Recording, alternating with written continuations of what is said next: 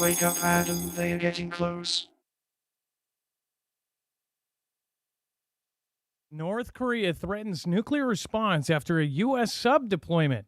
North Korea's defense minister said Thursday that the current port visit of U.S. nuclear-capable submarine to South Korea could meet the legal conditions under which Pyongyang would use its nuclear weapons. Relations between the two Koreas are at one of the lowest points ever, with diplomacy stalled and North Korean leader Kim Jong-un calling for increased weapons development. It's including tactical nuclear weapons. The United States and South Korea have stepped up displays of military muscle in response, and U.S. nuclear-capable submarine made a port call to South Korea this week for the first time since 1981. That, of course, was a deal made together essentially to not put nukes there permanently, but to visit with one of their nuclear-capable subs. Pyongyang's defense minister Kang Yoon Nam said that the arrival in Busan port of a U.S. Ohio-class submarine, quote, may fall under the conditions of the use of nuclear weapons specified in the DPRK law on the nuclear force policy. Now, I don't know exactly if this is the one that they talked about prior. They just changed something to where if they felt threatened at all, Kim Jong-un basically said that if there was any kind of attack on him or anyone close to him, if they tried to take him out in any way, or they even thought that they were trying to take him out, that they could essentially use their nukes. Now, not too many people are freaked out about it because most people take North Korea at the face value of what media puts it as a joke. But they do have serious weapons, and they are a serious puppet of some pretty serious evil people. So we'll talk about this. We'll talk about cocaine sharks. We'll talk about, of course, everything that is going on with Carlee Lee. If you haven't heard this story, it's absolutely wild, and it's basically another Jussie Smollett kind of thing. We'll talk about, of course, everything else that is happening, including Russia, UKR, Henry Kissinger going to China, what they told him, and everything else. So we'll be right back right after this. Stick around.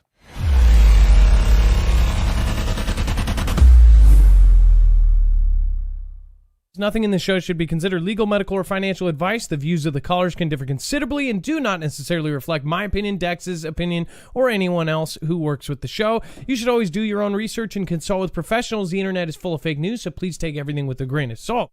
If you have not already, it helps us out if you end up going through any of our affiliates, and it helps you out if you end up protecting yourself against cybercrime. NordVPN is one of the best and one of the easiest to use. If you do not have a virtual private network, it protects your IP address, which is your online identity, which actually connects to your real address and everything else.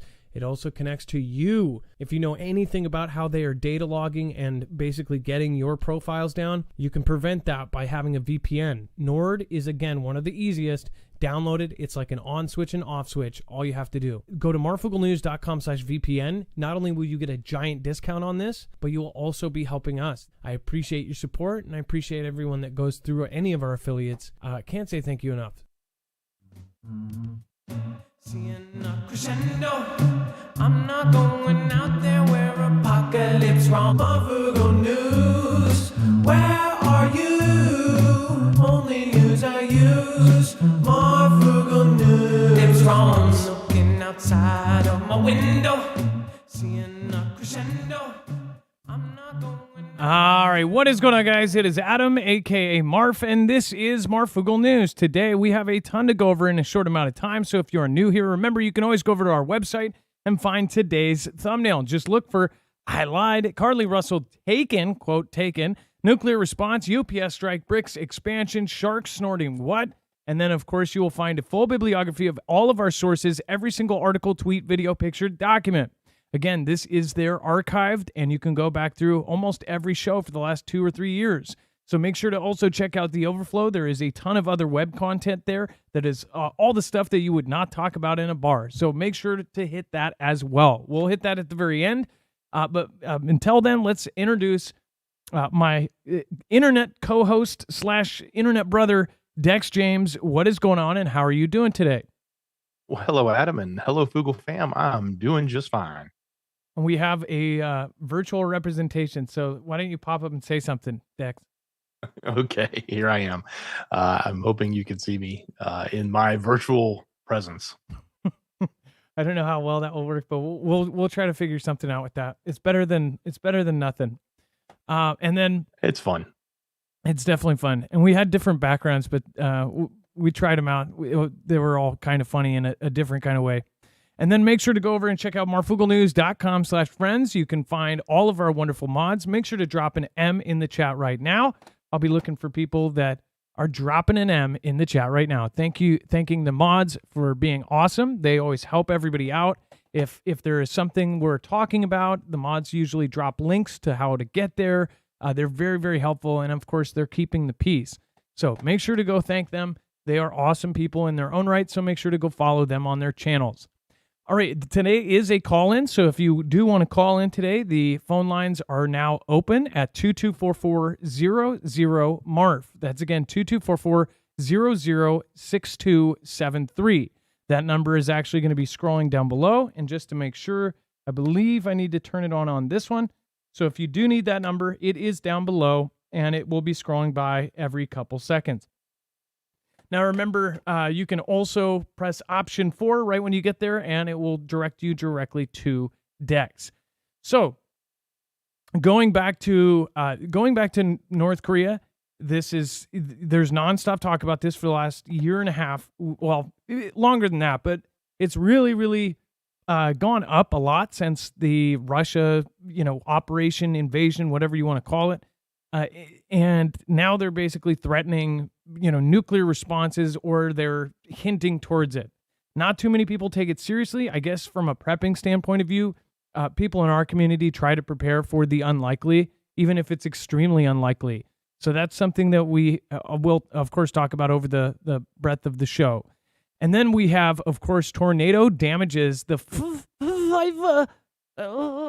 plant in North Carolina. And sorry, I had a little accent there. North Carolina will likely lead to long-term shortages of medicine. So, of course, there's going to be all sorts of theories regarding this one. It says an important pharmaceutical plant in North Carolina was severely damaged on Wednesday after a powerful tornado ripped through the area. Now, remember, I don't know if there's probably going to be some new people that are like, why won't he just say it? I get the little bars that tell you about CV, even when I don't talk about what happened in 2019. I get those bars even if we don't mention something.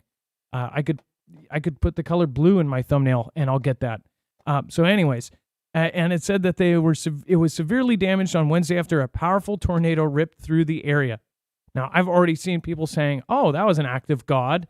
I'm sure the insurance company, of course, will say it's an act of God, but many people are saying it's literally an act of God. Maybe his smite or his revenge, I don't know. But threatening production lines that normally provide huge amounts of medicine to U.S. hospitals. Meanwhile, torrential rain flooded parts of Kentucky and communities from California to South Florida, endured scorching heat, then at times reached record high temperatures. So we talked about, of course, different places like, a lot of places are really hot right now. Here it's been 90 or 85 all week. So for us, that's like 110 in anywhere else because we're not used to it.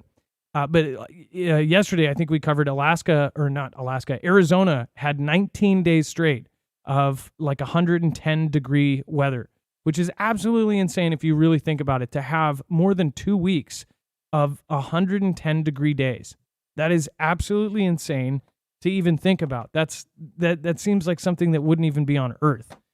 But either way, so the weather's crazy, and that plant had severe damage. It said that confirmed the large manufacturing complex was damaged by a twister that touched down shortly after midday near Rocky Mount, but said in an email that it had no reports of serious injuries. A later company statement said that all employees were safely evacuated and accounted for.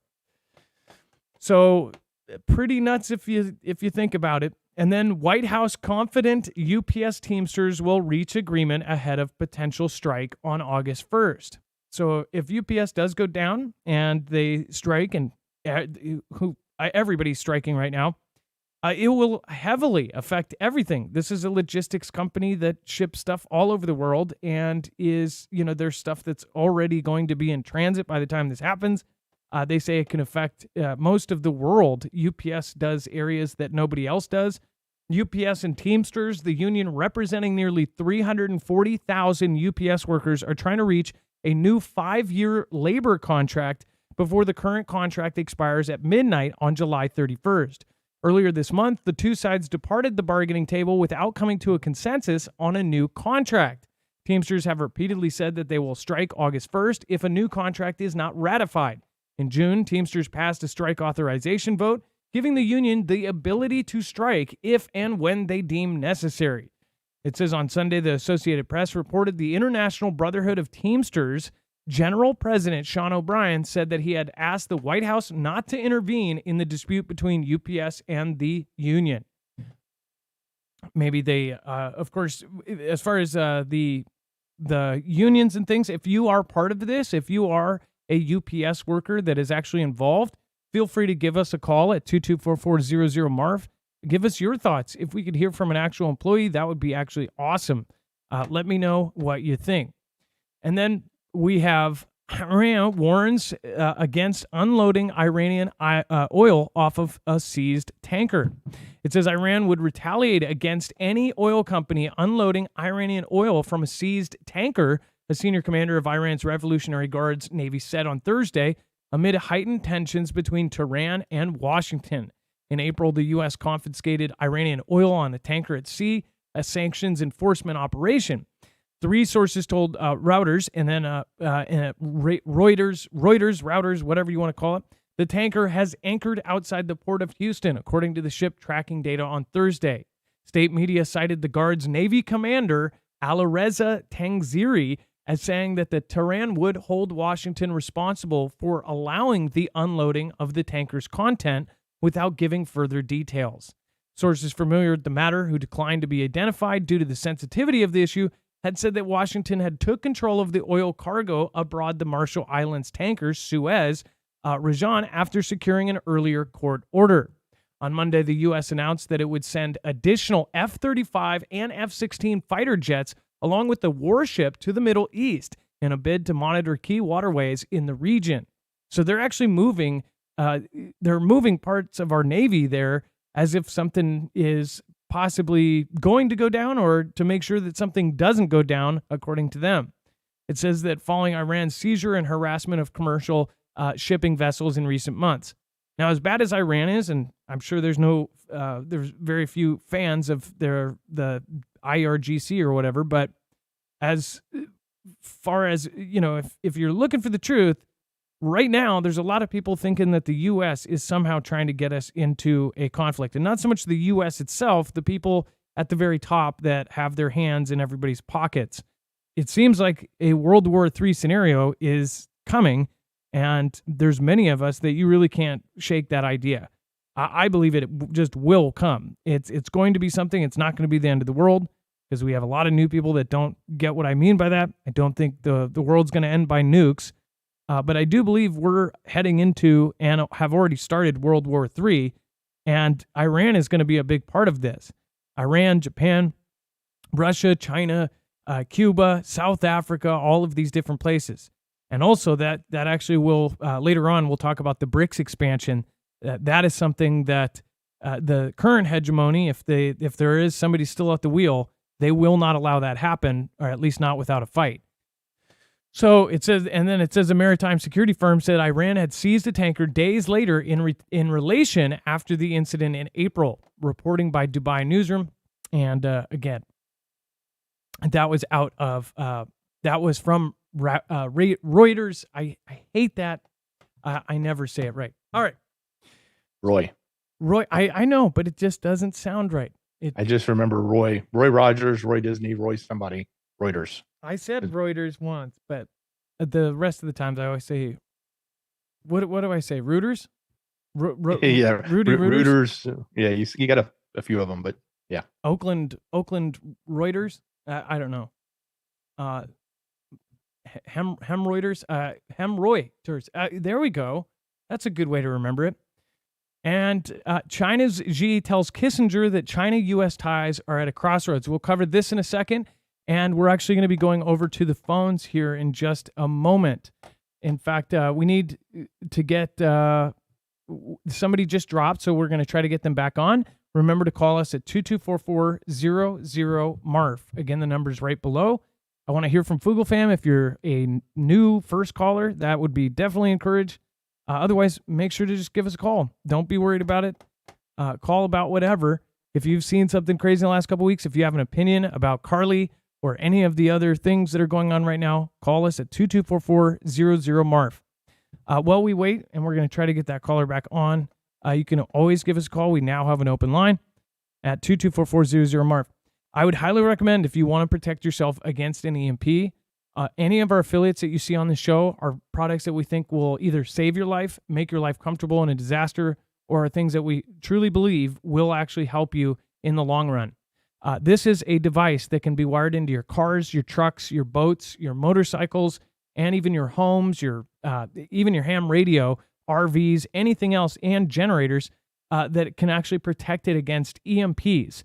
So not only can it protect against EMPs from a person or a human attacker, it can also protect against CMEs from the sun, or at least the negative part. If we have a Carrington level event, this will be able to keep your cars, trucks, boats, whatever else running afterwards. Again, this will ground the signal in less than 500 trillionths of a second before it's able to fry whatever you have it wired into. This is the EMP Shield Micro. This is about a third of the size of a regular one. In fact, you can get a regular one for most cars, but this is how easy it is. Red to red, black to black on your battery, and then green to ground. So you just screw that into the side of a frame somewhere on your car, and you're done. That's how quick it is. It's less than 10 minutes, and then you're set up.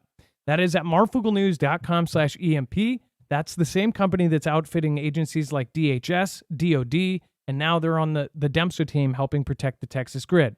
Go to marfooglenews.com/EMP to get $50 off from us and to help us. That will actually give our small channel a commission, and that allows us to reinforce the growth of this channel. So thank you guys, and we appreciate it. From my family to yours, thank you for ordering that. And again, make sure to at least give them a checkout, because if your car doesn't run when something goes down, how are you going to get home? How are you going to get out? All right. And then it looks like we have Heartbroken Survivor on the phone. Let's see here. Dex, I guess you can flash the light when it's ready. Wants to talk about weather and what's really going on with the planet. And just flash me when many of you guys actually know Heartbroken Survivor. She has called in before. She is one of the sweetest ladies you'll ever meet. All right, let's see here. There we go. Heartbroken Survivor, you're live on Marfoogle News. Well, hello, Marv. How y'all doing? How are you doing? So, what's going on? You wanted to talk about the weather. Yeah, a little bit. First, I wanted to tell everybody thank you for the prayers. They had put me on fentanyl for pain, and I went through the patches, and then they put me on pills, and I had to come off of it. My heart couldn't put it up. You know, it beat way too fast, and I couldn't handle it. And I've just got off of 3 weeks of withdrawals, and I feel like a person again. And I wanted to thank everybody for their prayers, because I hadn't been able to get on and chat, and I really missed it.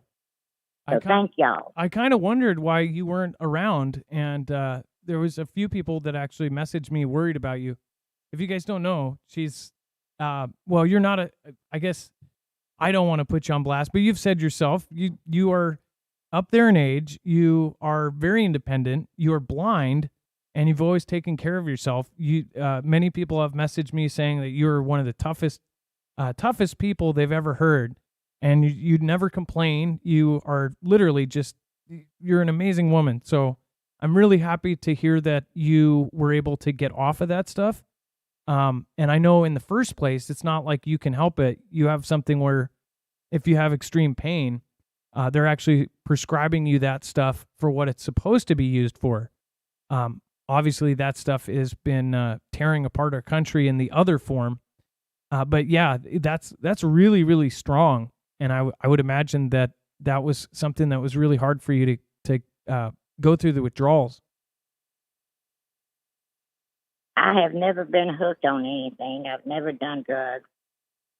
And I'm going to tell you, I don't know why people do them. I just can't understand why people would do that to themselves. And a doctor did it to me, and he caught hell about it before I got off of my withdrawal. And he's going to have to find something that ain't that addictive because it's awful. It's awful. I feel sorry for the people that have to have it and have to, that's all they can think about is getting more. It's really bad. Now, besides that, that's a blessing. If 3 weeks is insane, but again, most people know at least somebody that is going through the effects of that. That particular thing, they talk about it over on the Lifeboat a lot. Tommy at the Lifeboat, that channel, they talk about addiction and everything else, but they talk about it. And what's crazy is that medicine that is now one of the worst things on the street is literally like they censor it like it's some sort of conspiracy theory. And it's really weird how they try to avoid covering it. We know where it's coming from. We know that it is basically taking lives all over the place. In fact, the deaths from that have surpassed, I believe it was heart attacks and car accidents. Or no, I think it was bang violence and car accidents combined. So there's more people perishing from that combined. And it's really bad. I'm glad I'm not on it. I'm just glad I'm off of it. I don't want it. If I have to hurt, I'll just have to hurt because I'm not doing that. Well, good. I'm very, very happy for you, and we're all praying for you to be able to deal with it without ever having to go back to that stuff. So, and let's see here. You wanted to talk about the weather, and you're in Florida. So, what kind of weather do you guys have right now? Oh my God. We're having 110 heat index and 95, 98 temperatures. It's absolutely unbearable. With the humidity, it's unreal. I knew we were going to have a bad summer. I just knew it. I just knew it somehow in my gut. And y'all know how I am. I know things sometimes. But all this heat, and it's not just here, it's all around the world. I think one of the things that's contributing to it is they have cut down so many trees. I know around me, I used to have 10,000 trees around my house. There's only 10 now. It's concrete, apartment, sidewalk. That's all it is. And you can't expect it to get cool. It doesn't even cool down at night. And I think we've passed the tipping point to where our waters are getting hot. That means the fish are going to be dying. We're having sharks come in closer to the shores because the water's hot. The other day, or day before yesterday, the water in Pensacola Beach was 98 degrees. Can you imagine what that's going to do when a hurricane comes? They'll be more vicious than they've ever been. And I absolutely hate it for people. But we've all got to do our little part. And if you can plant more trees, it'll get to where, like you said one time, the rich will get the oxygen and we won't get it. But if we have trees on our property, then they can't take that away from us. And trees are important. I'm not no tree hugger and tree lover, but they are important. I know that from the way it is around my house. Now, I can't see it, but I know if I could see it. My girlfriend knows how I am about the trees. She said, I know you would cry, and it just breaks my heart to think about all the pecan harvest that we had all around us. We have tons of pecan trees, and now there's no trees nowhere to be found. It's unreal. It's really unreal, and if I could see it, it'd probably make me really mad. But I can't see it, so, I keep my tree vicinity in my head. But I think it's contributing to it. It's not the only thing, but that's one thing we could do for our property, maybe to help cool it, because we're going to have to do something. Air conditioning ain't getting it the last few days. I've talked to 10 different people today, and they said their air conditioners just wasn't working. And I said, well, I keep mine at 84. And that's hot, but it's not hot as 100. I keep mine at 84. I talked to one lady today, and she keeps hers at 75. Okay, we both had to turn ours down to 82 today, and hers was down to 70. That tells you how hot the houses are, that we couldn't get cooled down. So it wasn't just me. I thought it was just me. And then I've talked to several people today, and everybody was complaining about the same thing. Well, So it's everywhere, and we're all suffering for it. I mean, the planet is suffering for it. And I got a feeling in my gut from the Bible that this is the start of the end. well, And some people I see it like a book.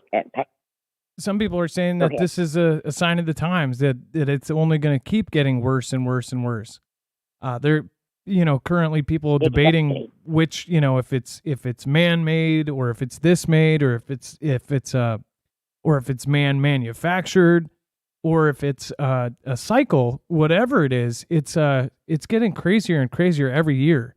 When you go out in the sun now, it feels different. I mean, I guess that's the only way I could describe it. It feels like you get burnt. You can feel it underneath your skin. Your skin has multiple layers. You can feel it getting burnt. I have Yeah, worried that about started skin for me cancer with this years stuff. ago. Go ahead. Yeah. It started burning me like that about 5 years ago. I noticed there was something different. I mean, I could not stay outside with my bare arms 5 minutes. It was unreal. And I've noticed it's worse. And then you said something the other night about it, and I was glad I wasn't the only person, because I haven't asked nobody else. I'm already crazy. People think I'm nuts.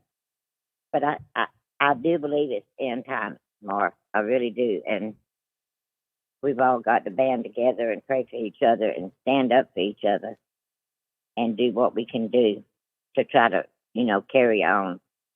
I'm old, and I don't mind you telling people I'm 70 years old. I'm very proud of that. I outlived my family, so I'm proud of that. I'm not ashamed. Well, people get mad. They'll be like, "Whoa, you don't talk about women's Yeah. age." That's something Yeah, that hasn't been changed. You just don't ask a woman her age, or put her age out there without her saying something. But the thing is you, yeah, through all the crazy stuff through CV, she called in, like, while we were locked down and stuff. She did all this stuff on her own.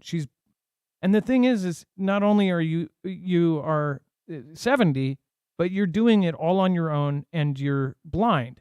That's the other thing, is like many of us, I think that a lot of us really, the first couple times you called, it's like we realize a lot of us take it for granted, that just normal things that we all take for granted. We're having a tough time. We can't really imagine having a tough time and not even being able to see. And you don't complain about it. You're positive about it. And I think it was a real wake-up call to a lot of people that first couple times when you called in during the worst part of it, and you were positive and you were basically pushing people up. There's a lot of really good people like you out there, and I think it restores some faith in humanity when people hear somebody like you. Thank you, darling. I appreciate that. Everybody tells me I'm something else, but I just don't see where they get it. I just don't see it. I'm sorry.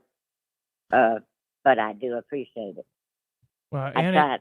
and when you went through My troubles, the Fugel my fam came together, and everybody, basically, people wanted to make sure you were okay. So there were times where I believe you told us that people actually went out of their way to try to see if you were okay, and you really appreciated that, right? Yes, very much. I love this family. You and Dex are doing an awesome thing. You're doing what God intended for you to do. And never doubt that. Never doubt it. I love you both very much just for that. But you keep your head up and your face up. And everyone out there, I love y'all. I know I'm an old woman, but I can see good. I just don't need eyes to do it. I love y'all. Well, thank I'm you. gonna let you get someone else on here to Thank you. love you, Dex. Heartbroken survivor, you are an absolute treasure, and I'm so glad you're part of this group. And I really, really appreciate you. And we'll talk to you next time, okay? All right, darling. All right. Bye-bye. God bless you. That was Heartbroken Survivor. She checks in every few months, and she's honestly just.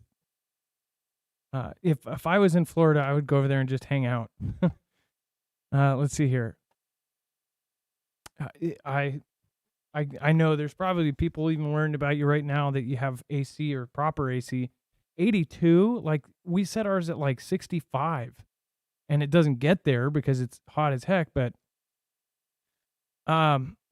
it was so hot that the I know I talk about it a lot, but a couple years ago we had the 118 degree day. I honestly think I might have gotten like some sort of skin thing from that. I've never had skin issues in my life, and after that year, I feel like I'm having I wish I had insurance that I could just go in and go see a dermatologist and stuff, but I worry about like skin cancer and different skin things that are happening to me now, and it's never happened in my entire life.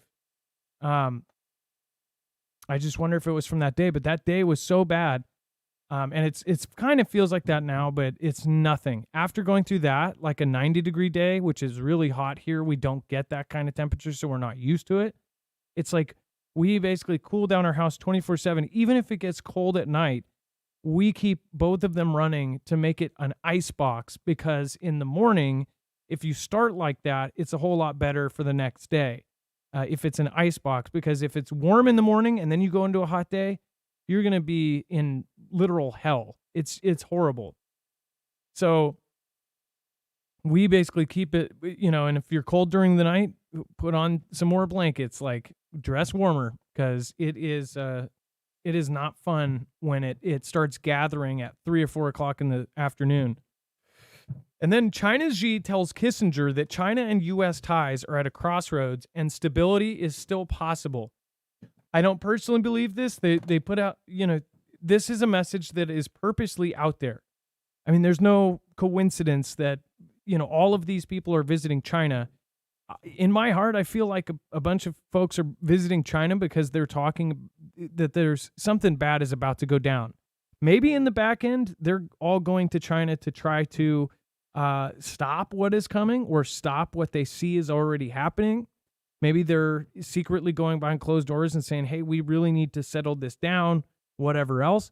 Because if you see the signs, China is building a massive, massive military, and their strings are tied into all sorts of other countries. On the other side, anybody who is pro-China would say, well, the U.S. is encroaching on them. They're going to their neighbors. They're practicing with their neighbors. They probably have CIA and different agents going in and causing problems. They might have even caused the blank paper protests or whatever. You never know what kind of games are being played back and forth. And then, of course, China has been stealing our technology, doing all of this stuff. Over the last 5 years, we have seen a major turn from worrying about like Al-Qaeda to worrying about Xi. And they literally have done that in their DoD plans. And if you look at the actual documentation, they're heavily focused on really China, with Russia as kind of a side thing.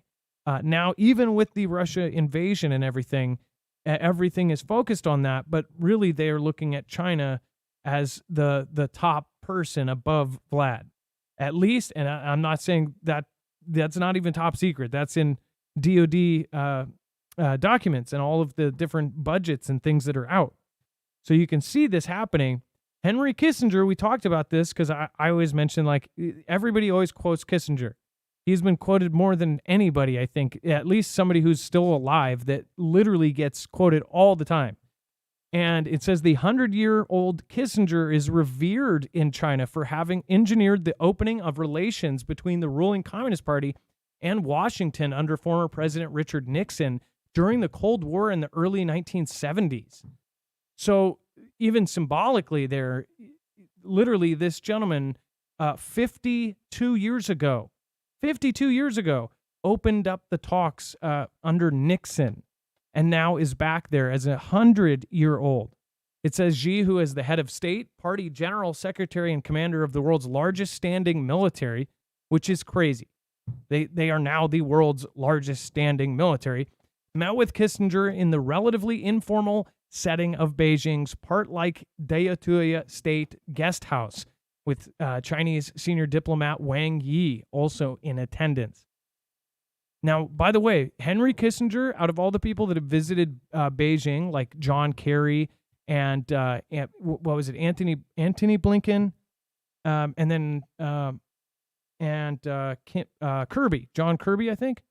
John Kirby may have gone there as well, or one of the two, Anthony Blinken, or Kirby, or both. Either way, there's been a lot of people that have visited. And then before that, you had, of course, Elon Musk, and you had Bill Gates. Now, the only person that actually met with Xi was Bill Gates. And now you actually have Henry Kissinger meeting directly with Xi. Elon Musk didn't even meet with Xi, but Henry Kissinger did. Dex, go ahead. Yeah, I was going to say Blinken is the other one, and John Kerry. And John Kerry did not get to meet with them. Everyone else, like Elon, did not get to meet with them. But Blinken did, but it was a really short meeting. His meeting was with someone else. And then, but of course, Gates and now Kissinger have sat down with these big meetings with Xi. Yeah, it's weird that they are the ones that, all of these folks are going there. I think that something is definitely in the works right now. What do you guys think? I'll go over to the chat for a second. Why do you think that everybody is visiting Beijing? Why do you think that they're meeting with defense ministers and meeting with all of these folks? Do you think it's because they're on the payroll? They say they're going there under this reason or that reason, but we don't really know. By the way, thank you, Bible Talk 777, for the super thanks on that last show. I appreciate that. And then, of course, thank you so much, Gunslinger67, Jen, Hot Mess, for joining as members.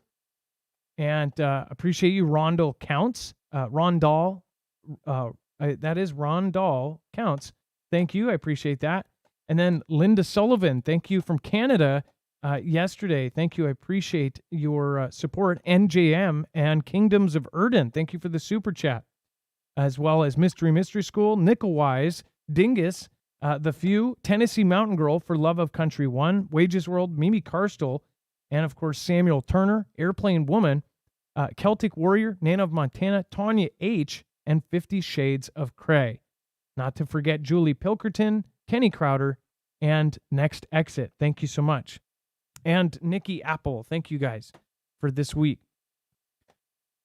And then China says its priority is to stop Taiwan VP visiting the U.S. next month. So is this going to turn into a whole big thing like Pelosi or even when the Moon or whatever the Tsai Ing-wen, is that what the president is? It says that it is China's priority to stop Taiwan's vice president and presidential frontrunner, William Lai, from visiting the United States next month. It says the country's ambassador in Washington said on Wednesday as Beijing steps up its warnings against the trip. China, which views Taiwan as its own territory, has stepped up military and political pressure over the past 3 years to try to force the island to accept Beijing's sovereignty claims, which the government in Taipei strongly rejects.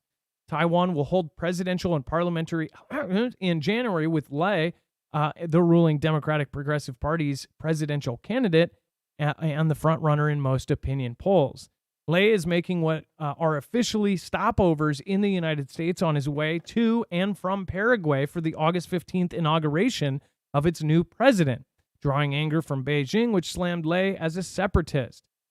Yeah, basically believing that. Well, so one thing that I think that could happen here too is there could be not a single shot fired. Whatever this Lai guy, they get to him, they pay him, he gets in and then says, you know what, we should just flip over and be a part of China.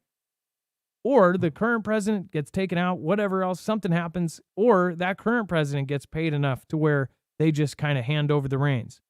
A lot of folks have been worried about, Taiwan just kind of getting absorbed. Sort of like a Hong Kong thing, only Hong Kong was slated to do so anyways. It happened a lot earlier than they thought, but where they just kind of get absorbed. If they do, there's a lot of companies and people in Taiwan that will not like that. Chinese Ambassador Xi Fang told the Aspen Security Forum that Taiwan is China's Taiwan. And it says then that country wanted a peaceful, quote, reunification, but Taiwanese separatists were advancing their agenda seeking U.S. support. They even do not admit that they are Chinese. So this is very dangerous path they are taking, Xi said. Provocative moves by Taiwan. Separatists should be contained, he added. It says now the priority for us is to stop Lei Ching-te from visiting the United States, which is like a gray rhino charging at us, Xi said. It said that using Lai's Chinese language name. It says, quote, a gray rhino event refers to a highly obvious yet ignored threat. Huh. I feel like I've never heard that before. I've heard rhino or something else. Well, I think a gray rhino event would be like, highly obvious yet ignored threat would be China taking over the world. And again, if they take Taiwan, if they take Japan, Guam, and Hawaii, they'll basically own that part of the ocean and own the world. So it's kind of freaky that all of this is going down. Give us a call and let us know what you think at 2244-00-MARF. Again, that's 2244-00-6273. The number's scrolling down below. First-time callers are encouraged. If you're afraid to call, don't be. It's just talking to just me and you. Let's get on and chat. More than 40 nations interested in joining BRICS, South Africa says. This is really a freaky thing to think about. First of all, BRICS is the Brazil, Russia, what the heck is the I? India, China, and South Africa. And if 40 other nations join, this would be an incredible, crazy alliance. It would be basically they are trying to take over. They're trying to kick the dollar out of the number one spot. Out of Johannesburg, more than 40 countries have expressed interest in joining the BRICS group of nations. South Africa's top diplomat in charge of relations with the bloc said on Thursday. Anil Sekolelo and officials from the Department of Foreign Affairs were addressing journalists in the main commercial city of Johannesburg a day after South Africa confirmed Russia's Vladimir Putin would not attend the BRICS summit. It says due to take place on August 22nd through the 24th. It says the question of how far and fast to expand the club centered around Brazil, Russia, India, China, and South Africa is the top agenda at the summit of nations seeking to offset the perceived hegemony of the U.S.-led West in global affairs. Aside from the 22 countries that had formally asked to join, Sekolelo said that there was an equal number of countries that have informally expressed interest in becoming BRICS members, including all of the major global South countries. South African officials want BRICS to become a champion of the developing world, and Argentina, Iran, Saudi Arabia, the United Arab Emirates, Cuba, Democratic Republic of Congo, Comoros, Gabon, and Kazakhstan have all expressed interest. This is huge. What we're witnessing is the world split into two. And just like in, in Jurassic Park Dominion, when you put two apex predators in the same park, after so much time, there's only going to be one apex predator. So it's probably the goal to make BRICS, basically take over on everything. I don't think that they want to stick around with both sticking around the whole time. Dex, did you pop? I saw the light flash. Did you have something to say? Okay. All right. Perfect. So Dex is actually going to get our next caller lined up. And remember to call in at 2244-00-MARF. Again, 2244-00-6273. Don't be afraid to call in. Again, 2244-00-6273.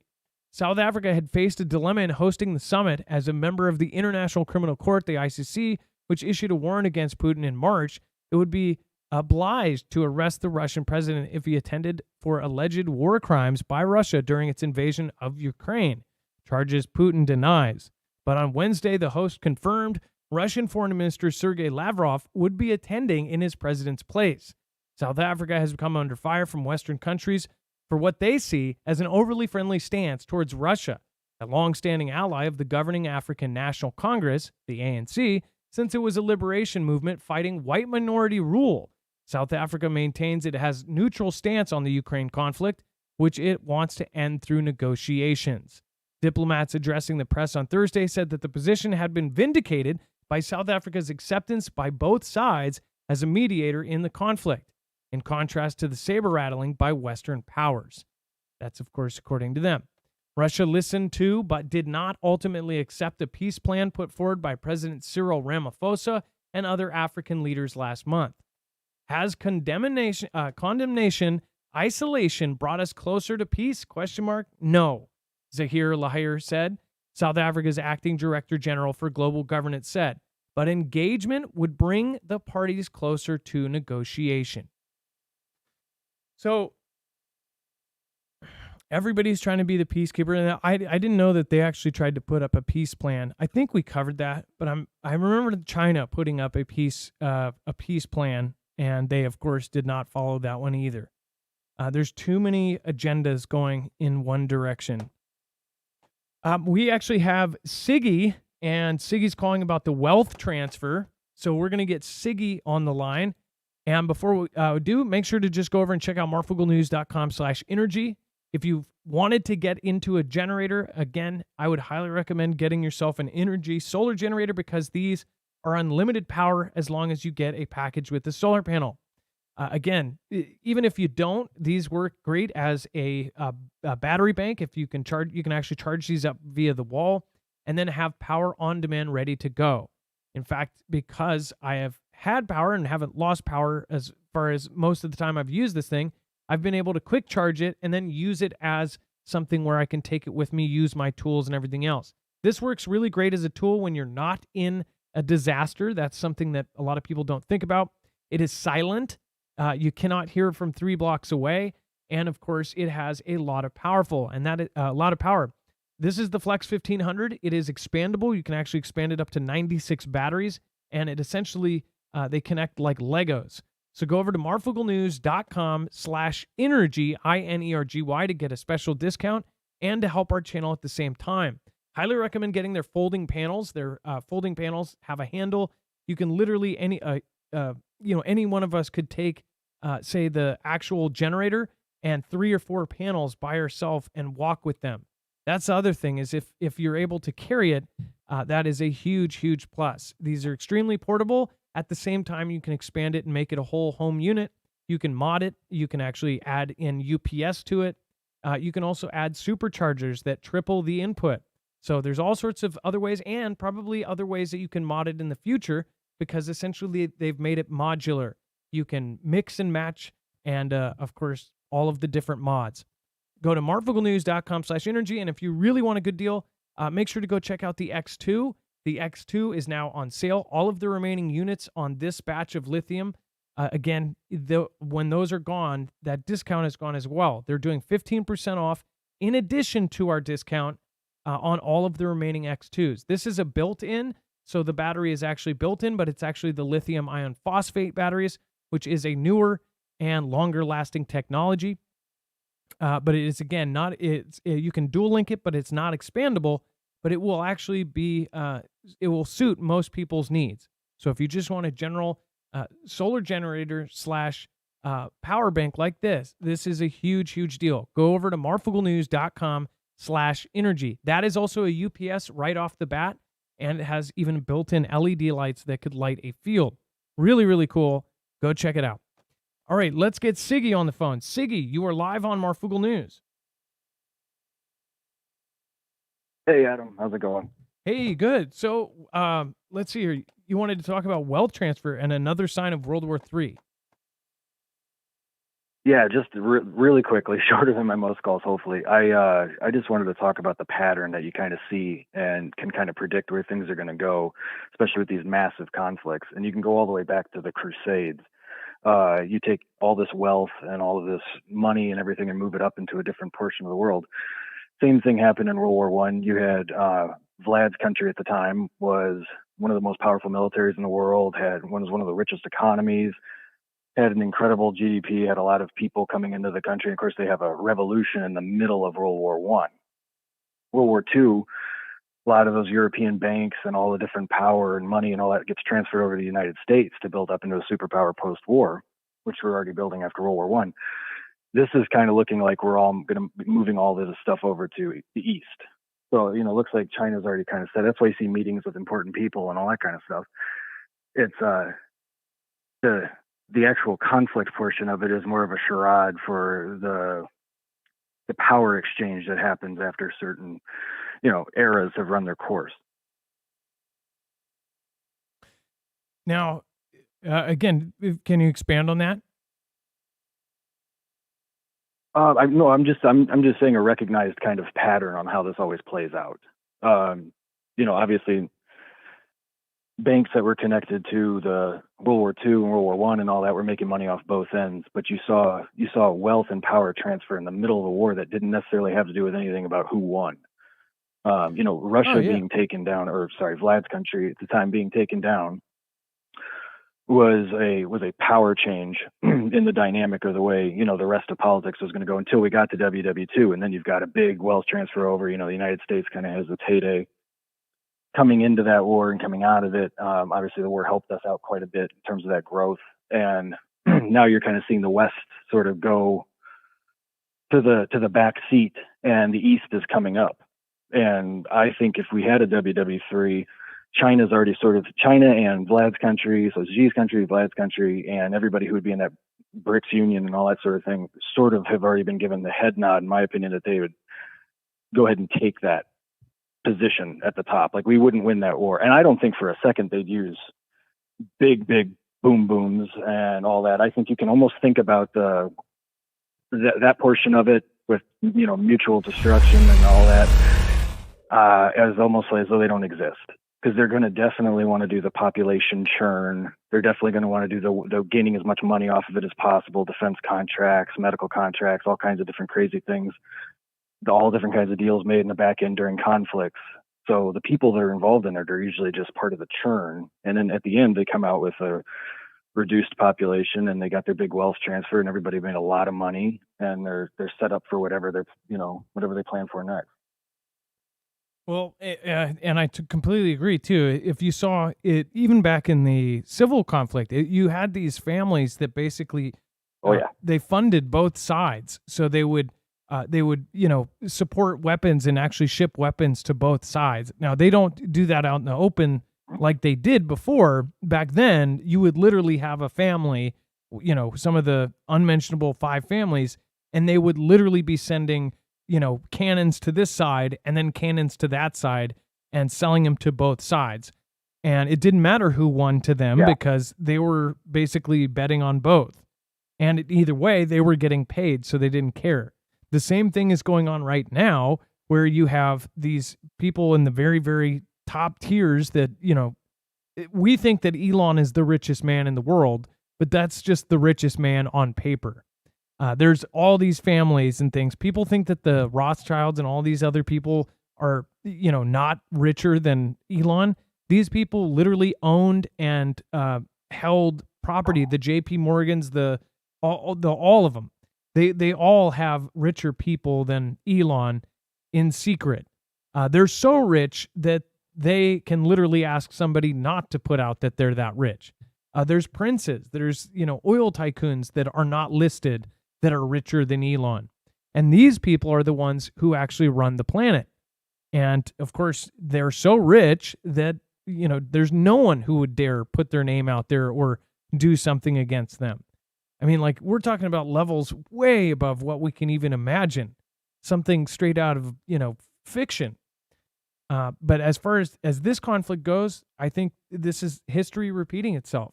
I mean, wouldn't you agree? This is literally history repeating itself. No, I definitely agree. I also think you're spot on with everything you just said too. I mean, you kind of keep track in your head of the people who have open access to everything, and then the names you never heard of that pop out. And you're absolutely right about the bloodline families and all of that sort of thing. Uh, they've been around for a long time. But this is definitely history repeating itself in the sense that they have all of these planned things they can do, and whether they want to change wealth or cull population or do different stuff, this is all a big game. It's all a big business for them. The world's sort of the stage for all of that. People honestly can kind of say no to a lot of it up until a certain point, and then I think that's what kind of we're getting to right now. Is just my dad's older, my family's all military, and they have the old time magazines from back before World War II that go back into the early 30s and late 20s, and it's funny to read through them. And it's not just on the German side, but also on the Japanese side. You see the buildup, and it looks just like this, or it looked just like it did in before World War One, and it looks just like it did before any other conflict. It always has the same kind of thing. There's like, a good decade and a half, or a decade or a half decade before where everything's happening, and nobody's really paying super attention to it. It's a side article on here, and all of a sudden big war, and that's what everybody's talking about. So I do think it is a cycle for sure. And what you just said, as far as everything is happening again, I actually was just looking up Japan before Pearl Harbor, right? They practiced in a bay that looked just looked exactly like Pearl Harbor. They actually even had the same geographical features, and they say that it was kind of a last resort, and it ended up being kind of their first strike kind of thing. But that was practice. You can see the same thing with China practicing to hit our carriers. I would bet that the first thing that's going to happen is one of our carriers or one of our Navy ships is going to be hit in a strike by China. Like that, I see that being one of the first things that goes down. And then they may try to cover it up at first or whatever, and then it's going to all start popping off. And that's why I've always watched like the Gulf of Oman and the Gulf of Suez, all of these different straits that they have all of these interactions in. That's what I personally think is going to happen. But again, with the practicing beforehand, it's like they are all doing it. They're all getting ready for a future war. It's kind of interesting too. You just picked up on a pattern I didn't really think of. But you've got the sinking of the Lusitania in World War One. You've got Pearl Harbor, World War Two. In the Civil War, wasn't it a Southern fort firing on a ship? Gulf of Tonkin. Out in the sea. You had in the Spanish. You had the Gulf of Tonkin, Vietnam. You had in the Spanish-American War, that ship blew up in the harbor that they blamed on the Spanish and started that entire thing. And it's just that every war seems to start with some sort of Navy debacle. So it's an interesting. Now I really believe you're right on that. And by the way, somebody asked that they don't think that there's people richer. So by the way, you have to realize all of these rich people, you guys have heard of shell companies, right? So they may not actually have the money, but their shell company does. And the way that it's been set up for, I don't know how long, at least as long as I've been alive, is they have these shell companies, they have offshore accounts, they have money put other places, and it's not directly tied to them. How these extremely rich people do it is they'll have literally a business that's, registered in a place where you don't even know who owns that company. And they do it specifically in places where they have laws lax about that. So they own a company, and then that company, say, owns real estate. It could own half of a country, and it would not be directly tied to that one person. That's how these bloodline families do it. They have each one of their family members, they probably broke it up to every person in the family to where they own huge swaths. We're talking about when electricity was coming into play, these families were ruling the world, and they owned huge swaths of stuff. Do people think that they just sold it all back then for what money was back then? No, they held on to all of it. They are so rich. They're way richer than Elon. They're way richer than all that. Elon even admitted that he thinks that Putin is richer than him. And Putin, again, is from bloodlines, and there's all the stuff that goes on in globally in other bloodlines in the in the East and in China bloodlines. You see it all the way down the way. There's families that have owned the world forever, and they will continue to do so. And with current technology and everything else, they're just way more hidden. Just because we can't Google them or Google their net worth doesn't mean that they don't exist. Yeah, great call. And yeah, it's crazy to think that almost every war has had some sort of Navy incident involved. But yeah. Yeah, at least for us, that was an interesting connection. I like that. But thanks for having me again. Great talking with you, Adam. Dex was awesome on the other end. So thanks again, Dex. And hope everybody has a great weekend coming up here. All right. You have a great day. And again, God bless you, man. And don't be a stranger. All right. That was Siggy. And thank you for calling in. Make sure to call us at 224-400-MARF. If you want to call in or if you've wanted to for a while, this is the time. This is your sign. I'm talking to you, that person that thought about that before. So this is your sign. Now I said it and you're like, whoa, I was just thinking that.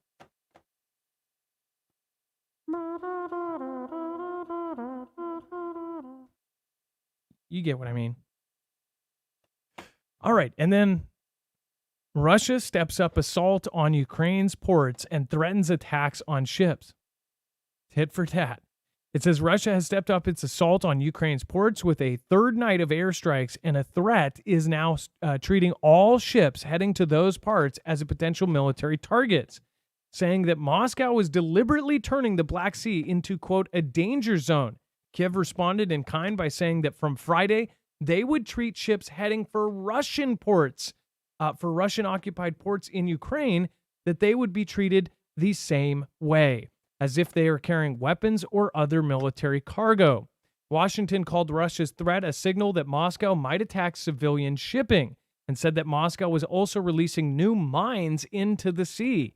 We believe that this is a coordinated effort to justify any attacks against civilian ships in the Black Sea and lay blame on Ukraine for these attacks. It says the White House National Security Council spokesman Adam Hodge said, it says it follows Moscow's decision to withdraw earlier this week from a UN brokered deal to let Ukraine export grain.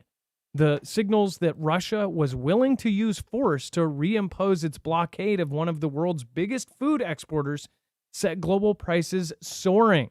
U.S. wheat futures up an additional 1.5% in the early hours of Thursday, after they jumped 8.5% on Wednesday, their fastest single-day rise since the initial days of the Russia invasion in February of last year. It says UN Security Council will meet on Friday over the, quote, humanitarian consequences of Russia's withdrawal from the deal, which Ukraine and allies have said that is weaponizing food in a way that could affect millions of people. And many of the places that are affected by these things are developing countries, which is really crazy how hard other places are hit. Russia has targeted Ukrainian critical grain export infrastructure since it vowed, quote, retribution, an attack that damaged a crucial bridge between Russia and the Moscow-annexed Crimean Peninsula in the hours before the Kremlin said it was ending the grain export deal. Russian officials blamed that strike on UKR drone boats. Since quitting the deal, Moscow has rained missiles down nightly on UKR's biggest port cities, Odessa and Mykolaiv. It says Thursday's strikes appeared to be the worst yet, with Russian military described its strikes on Odessa Thursday as retaliatory. So and by the way, we called this, many of you probably called this too.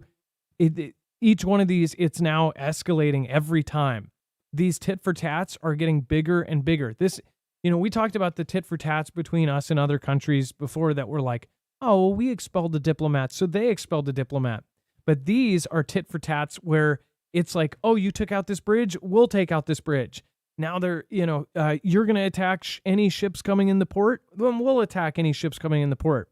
We have yet to see them just, straight up take out, I guess I shouldn't say, because we don't know what's going on right this second, but they're talking about any ship headed towards Russia, they're going to consider it a weapons load and just take it out or sink it. And they're saying basically the same. They're both saying that they're going to take out any ships heading towards those places. At least that's the threat.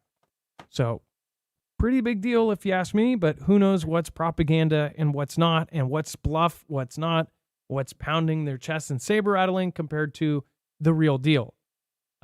What's really bad is if you end up, whether it's a Fantastic Freddy or not, if you get a civilian ship loaded with people that ends up getting sunk by either party, then if UKR does it, or Russia pretends to be UKR and does it, and then Russia will support them, going all out. And if Russia does it, or UKR pretends to be Russia and does it, then you can get international support and you get NATO involvement and all of this. The thing people are looking out for is if massive civilian casualties happen, because that will quickly garner support for the international community to step in. Basically World War III. Like, oh, we have to do something, or tomorrow this will be us. I believe we are on the press. We are here. We are in the beginning stages of World War III.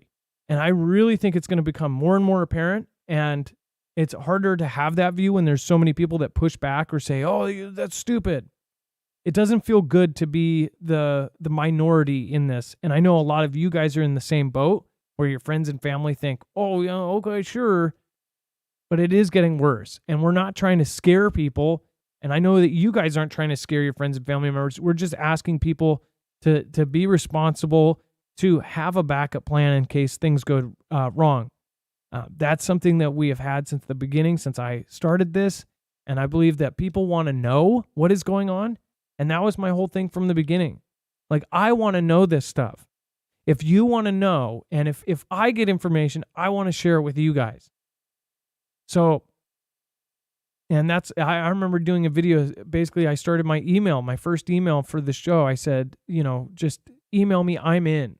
And that was basically if any kind of emergency happened, and if I knew something was coming 100%, that I would email you guys and tell you, hey, I believe this is going to happen. I still have never used that ever.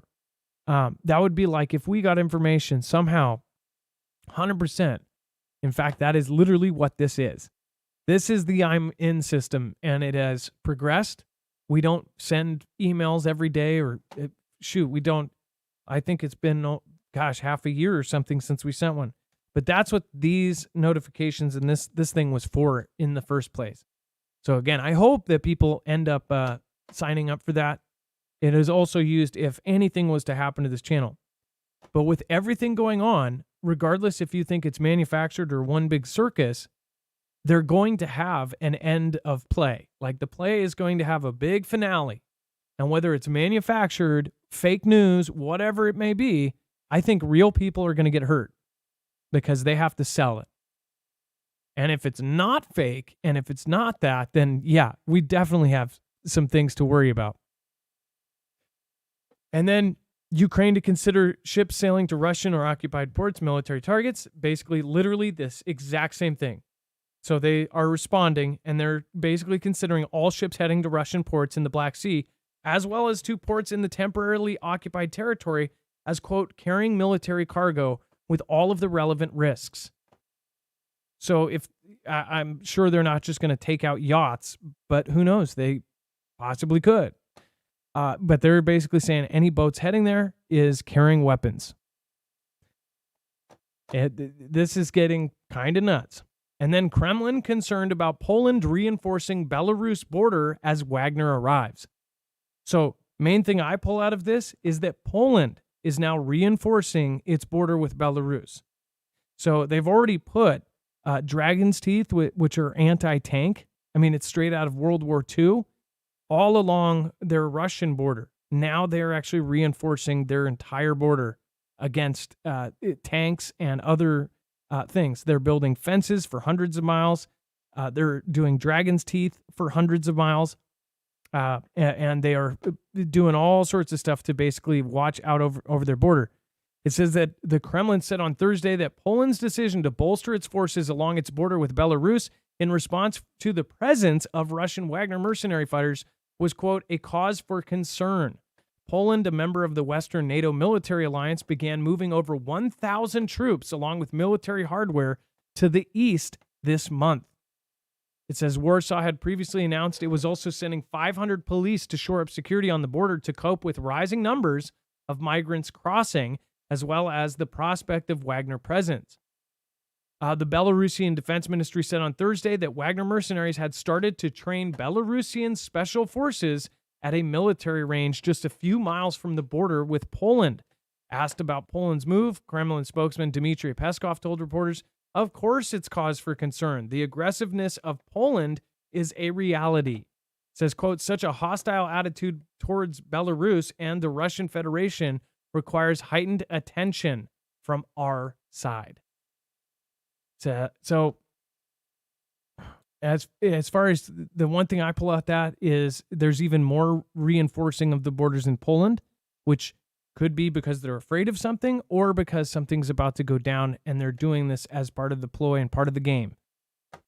But it's definitely something that is not a good sign, that's for sure. Things aren't going backwards.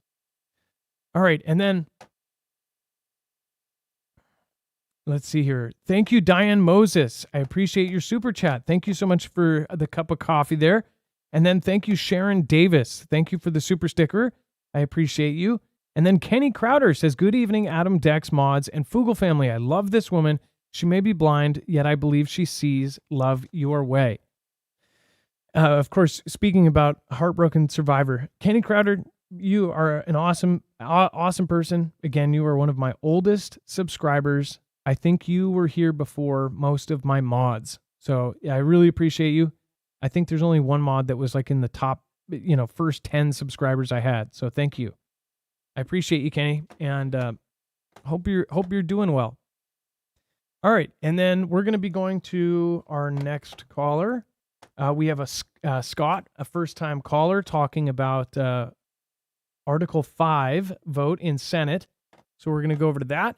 Before we do, just want to remind you, if you don't have any food stocked up, this is a really good way to do it. And there is the smallest entry point as far as there's a huge sale on as far as a week supply. Again, you have now a sale on a week supply now. So it's $30 off a week supply, which brings it in one of the lowest points where you can enter and actually get a week of freeze-dried goods at marfugelnews.com/prep. There is also all sorts of other things. You can get a month supply, a 3-month supply. You can get all sorts of great things. But this is the best way to do just a little bit at a time. Again, that is $30 off, which brings it, I think the actual deal after the $30 off is around $50 or $60, which when you break it down, it is actually really cheap per meal. That means you have enough food for 7 days for one person, or again, 3.5 days for two and such. You can get a bunch of those at sale, and it actually works out to be a really great deal. Go to marfugelnews.com/prep. All right, Dex, let's get on Scott, first-time caller, and we have an article here. Scott, what are we looking at? Hey, Adam. Pleasure to be on the show. Hey, what's going on? So, Dex, is there an article or is this... there's an article, Adam, and I highlighted the section of it that's relevant to his conversation, not the end. The whole article is interesting, but you scroll down, you'll find the highlight. Okay, I don't see the link for it, though. Is it in the screener? I'll put it in there if it's not. It should be. Okay. Yeah, I don't see it. But anyways, Scott, I'll be pulling it up in just a second. So let's talk about what you have here. I just saw it today, that Ron Paul had brought before Congress. They want to get a vote to clarify that we, our Congress says that for us to engage in war, that we would have a vote in Congress for that. And I guess the Article 5 kind of allows NATO to pull us into war without a congressional vote. And he wanted seemed like he was wanting a clarification in Congress of that. And we wound up with 16 yay and 83 nays. That I was kind of blown away that, do we have sovereignty? Wait a second. Okay, so the Senate on Wednesday passed a provision to the annual defense bill that would make it more difficult for a U.S. president to withdraw from NATO, a precautionary measure against former President Donald Trump's potential return to the White House. This is the bipartisan amendment to the fiscal year 2024 National Defense Authorization Act would not allow the president to withdraw from NATO without congressional approval, requiring 2/3 of senators to vote for withdrawal. Senator Tim Kaine. Wow. They just, and because NATO, many look at it as, this is a military industrial complex kind of pyramid scheme type of thing. They make a lot of money with this stuff. And T-Man pointed that out last time. And basically he said at a 2018 rally that he also told U.S. allies that he would withdraw from NATO if all countries do not spend 2% of their GDP on defense. The alliance has agreed on the 2% goal, but many member states have yet to meet it. Polls show T-Man is the front runner for the 2024 Republican primary. It says, quote, the last administration, a question came up about whether a president could withdraw from NATO unilaterally, Kaine said on the Senate floor. And it says, quote, our allies who worry about different presidents, should the policy change depending upon every 4 years who is president, they would take the statement of congressional support in a very, very powerful way. Wow. So are they worried about T-Man winning, or are they setting up things before because they know he's going to? I wonder. What do you think, Scott? I wasn't sure. The T-Man's involvement with the thing, I just found it strange that, our Congress wouldn't support that, our Constitution supersedes Article 5 and NATO's, bringing us in, since we are, the security back of NATO. We represent the majority of the security force for NATO. That it seems strange that we would just be brought in and that it wouldn't necessarily need this congressional vote that's part of our Constitution. Hey, Dex, are you there? I would love to get your opinion on what do you think this means? And why do you think they're doing this? Well, there's a couple of things. They're certainly doing it because they're trying to maintain, allegiance with NATO and not throw it out, or not allow any sitting president to throw it out. But I sort of agree with the philosophy is like, we as a country have this sort of rule of law that says we don't go into conflict without the Congress approving it.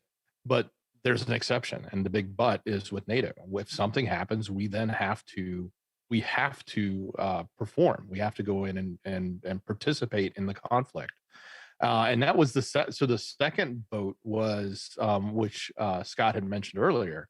Following that vote, the Senate rejected 16 to 83, a separate amendment from Rand Paul that stipulated that Congress would still need to authorize the military force. So he said, hey, you guys can still say we're going to stay in NATO, but if they're going to do military force, you should at least have it authorized by Congress. And they still said no, and they voted it out. So it looks like we're stuck in this. Well, so basically, there's no out if things go down. That only further kind of pushes that this is coming. They're basically planning for this thing to come. And why would they be doing? I think they're doing this because war is going to come. Possibly T-Man would go, hey, we don't belong in this war. It's not our deal. I'm pulling us out. And they're literally setting it up so he can't. And whatever the rules are of how we participate, we're going to be stuck in this war no matter what. And I think we're it's already started. I appreciate that clarification. Well, that's what I think. I mean, again, I may be wrong. I sure hope I am. But that's what it seems like. We'll go over to the chat here too. What do you guys think this is all about? Do you think that they are trying to keep us in this?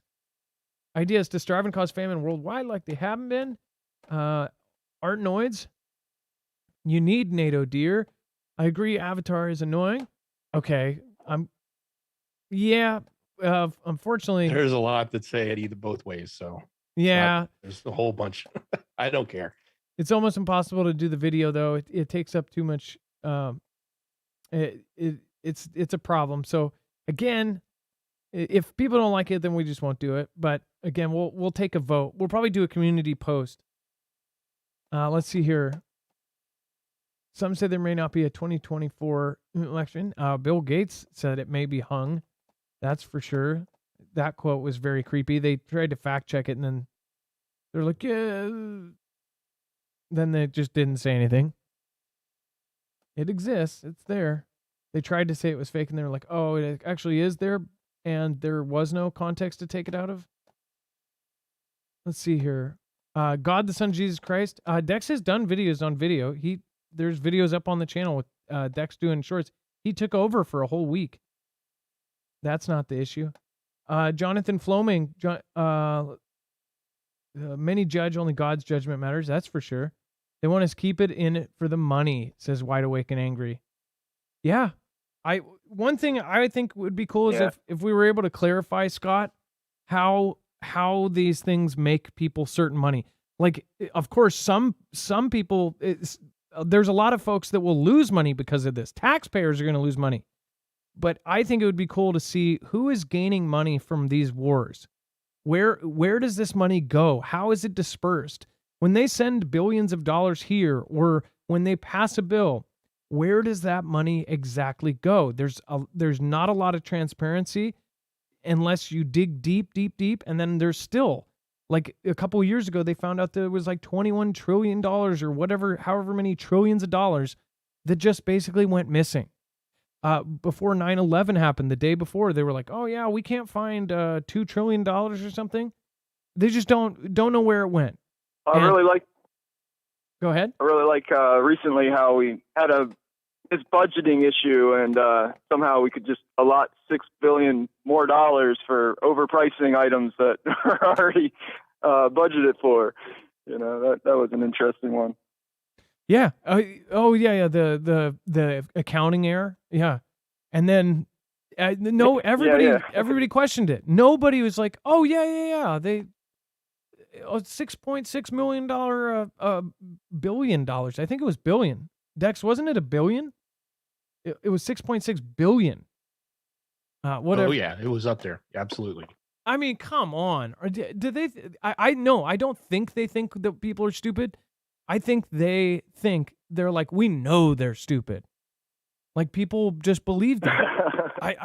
It's like, but then the other hand is they must know that everybody's like, wait, that's totally sketchy. So it's like they know that people are going to say that's sketchy. They know people aren't going to believe it, but they do it anyways. It's like they just don't care. Either way. They keep saying the quiet parts out loud. Exactly. Yeah, it's like, how did they do this? Well, Scott, great article. Thank you for bringing this to our attention. Yeah, well, we had our VP visit my area just a couple days ago, and she was mentioning, clean energy, electric vehicles, and she said depopulation, but I guess they're backtracking it now, as she meant depollution. I'm not sure that's even a word. Yeah, she said if we reduce the population, everybody will have more clean air and clean whatever. And they said, oh no, she meant pollution. But everybody, even if that's what she meant, people are like, okay, that's a Freudian slip. Like, what is she talking about behind closed doors? Like, she was just in a meeting about probably that, right? And now she's speaking in front of people and speaks it out loud. The quiet part's out loud and the loud part's quiet. That's funny. Good. Yeah. Good point, Scott. Yeah. Well, and on a more personal note, I had a strange phone call. I have a chronic illness, and I received a phone call from my medical provider, and they were just taking a survey to check everyone's V status.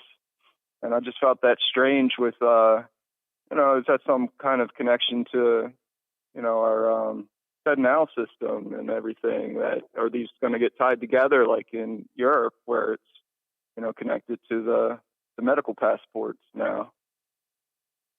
Yes, and again, those calls have been going on since CV. I got one a few years back, and they ask everybody. I didn't know that those would still be going on. Was it the census? Yeah, it was. Who was it? I'm not sure who it was. It was, I was a little concerned. I had a phone call from Washington, D.C., and I was like, well, who is this? I called back and they're like, oh, we're just calling to check status. That's and creepy. see if you're up to date.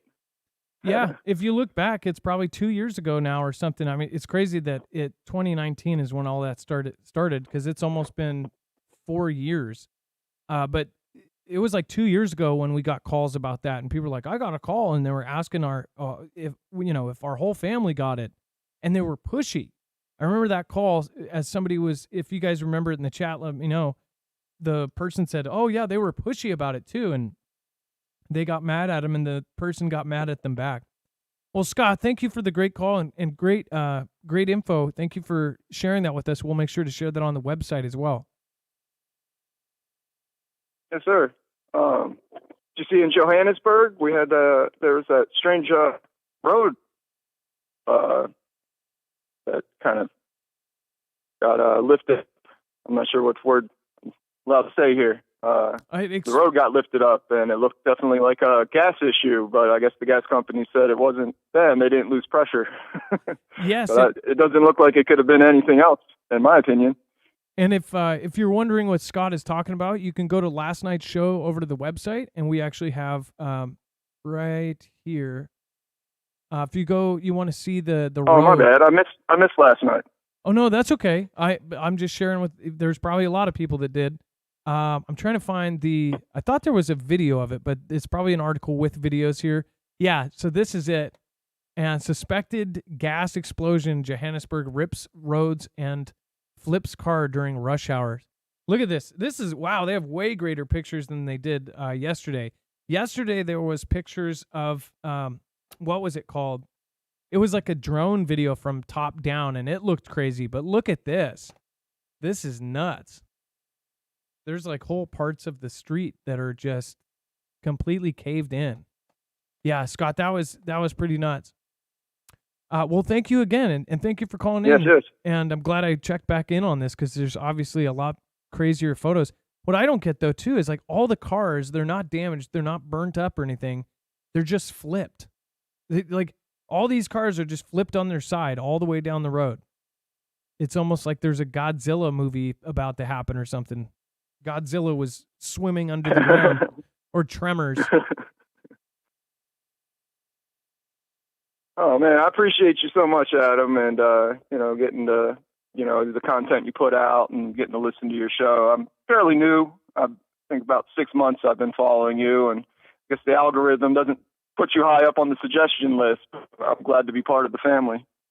Well, it all happens word of mouth. So try to bring another person in if you can. Again, that's how most people That's people crazy, get here. You know, how you were just saying, how I try to bring the news, the facts, and discuss them with people I've known my whole life, and a lot of those people, they won't talk to me anymore. And I just thought I could create a conversation where we could look out for each other and make sure we all have some preps and just have a plan of some sort in our neighborhood. And a lot of those people would say, well, I'll talk to you, but as long as it's not about the news or not about God. And I'm just like, well, I'm not sure I can talk about much else. How many people have heard that exact same thing? I have two friends in particular, two of my best friends, and we've actually had arguments over, like, now it's to the point where we just don't talk about news, we don't talk about disasters, we don't talk about anything because they don't want to hear it. Have you ever told your friends or family members to prepare, and they basically get like, you can tell too, they're like distant and they're like, you can tell they're saying in their head like, oh, he's talking about news again or something. And I don't like berate people when they get on a subject. It's like, just when it's really gotten bad, have you told people like, hey, you should have a backup plan, this and that? People get offended. They don't want to hear about it. At least that's what I've found. So yeah, Scott, I've had that happen many times. Have you guys? We'll see what the chat says in the replay here. Yep. Look at that. Well, Scott, thank you so much. We still have a couple articles to get to before the end of the show here. So I thank you for calling in, and don't be a stranger. It's your first time call. Don't make it your last. Yeah, it's put in my heart. I'm not really one to put myself out there or, get on the phone like that. But it kept coming into my heart, make that call. And I'm so glad I did. Well, Scott, now you know us. Call us back, okay? Thank you so much. I will. Appreciate you. All right, have a good night. And everybody's saying, thanks, Scott. Hey, thank you. And by the way, if you are newer like Scott, let us know. Let me know in the chat. Are you new this year? How did you find us? I would be curious. Many people, by the way, if you look, everybody has said the same thing. And I don't think that makes us the weird ones. I think it makes a lot of other people just kind of drones. And it's not something that, it's not not putting these people down. I think it's how the system trains us, mostly too. If people haven't woken up to, I think it takes like a really scary thing to awaken somebody.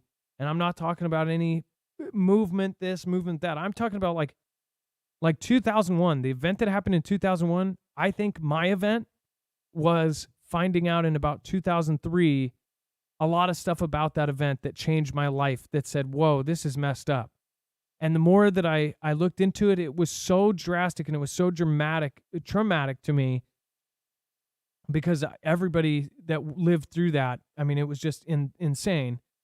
That was the event that changed the way I looked at everything. And once you can't go back. It's kind of like in the Matrix. Lady Bear, did you say you were referred by Redacted? That is really cool if they sent people our way. Either way, that's awesome. But either way, it's like once you wake up, it's really hard to go back to sleep. It's like you take the red pill, you can't go back to taking the blue pill. Once you're there, you can't. And I feel like it's so crazy because everywhere we look around, we cannot see anything but shadiness. And it's really, really sad. Because once you are, and sometimes it might jade us. Maybe we have a bias because we can't trust things now. We can't trust media. We can't trust anything. And I feel like sometimes there is a real story in the media, but nobody will believe it because they've been lied to so much by that same media. Either way, thank you, and glad. That's pretty cool, actually. If you heard about us from Redacted, I don't know if that's really, really cool. And let's see here. Ben sends car days. Patricia, Pam R. Some dude, the rabbit hole goes much deeper than this level as well. Blade Runner, electric motors create a magnetic shield. T-Rex, it's even more so with a biblical filter. Let's hear Drops. Family Garden. Hey, Drop. The Redneck Prepper, I post a little stuff on Rumble. I know to only trust Jesus. Hey, Bible Talk. Thanks for being here. You just defined, whoa. Child of the Sun. Yeah, but I hate that word now. Everybody uses it for this and for that. Woke used to be where you were, that used to be the word for truther. Now they call it they've totally changed it. And I don't know if that was a 3-letter agency that changed it, but now that means that you are into all of these movements and stuff. R2, Shastina. Let's see here. James Wright, Ian DeBow. Perfect example. Most Westerners have never experienced danger or a third world country. I've experienced both, and I think that everybody should at some point. I think it gives you a whole lot of perspective, and you don't want to take everything for granted. I like term aware instead of awake. Awake, not woke, says Jonathan Fleming. I know, but that's kind of lame because a couple of years ago, woke didn't exist like that. All right, and I dislike labels. I do too. And people think you're part of a conspiracy or something if you say something. They say the other one, then you're part of that. I think self-aware is a good one. Totally like living in America. It's not dangerous, LOL. I think even the most dangerous places in America are less dangerous than some of the places in the world. So, yeah. But there are some pretty bad places. All right. Thank you, Kathy Paina. Thank you for sticking around for now years. Through thick and thin, you've been here from Hawaii. Kathy, thank you. Occam's Razor, again, another old school Foogle fam. Thank you so much for being here. I don't know if Bones is here tonight. Hope you're doing well. Hopkinson, another old school Fugel fan. Thank you. Golden Doodle Love. For William Texas says humbly. Bobby Sue, Jammer 1, CJ Blaze. CJ Blaze is in the house. That's awesome. Thank you, Jammer. And some dude, critical thinking individual is what I use personally. That's awesome. Mandy, done. Wiz Jen, I've been here 5 years from when he was in his kitchen, and ever since I had good days and bad. Just ask the mods. That's awesome. Kevin Cowan. Well, I would assume that even if you have bad days, that you come back. All right, and let's see here. Sonic Boom, since the car days. You know, everybody says, like, since you were doing videos in your car, but I still do videos in my car every once in a while. It wasn't like I was doing them in my car because I wasn't, like, living in my car. It was because I was on my breaks, and it was the only quiet place I could go. There was a couple times where I did it in my break room, and that's because, like, the stars lined up and there was nobody in the office, and I could literally go into the break room. But other than that, I would always have to, like, drive somewhere secluded for my 30-minute break and do a 15-minute video. And I did it. And I also, what a lot of people don't realize, I did not make a cent for 2 years, ever. Didn't make a single cent. I did this way past, you know, I never did. And I literally, I was about at the end of the line, and I was literally just completely failing. And I prayed to God one day, and I said, I just really hope something changes. And then I think Secure Team 10 or something showed my video or something, and all these people started flowing to my channel. It was like 300 people, but back then it meant forever, because I was doing videos for 11 or 12 people or 13 people, and then all of a sudden about 300 people came over. Since then, I have helped plenty of channels. I've helped over 1,000 channels get to 1,000 subscribers or more. So I think I returned the favor. Indestructible Terminator-style killer robots move one step closer to reality as scientists discover self-healing metals.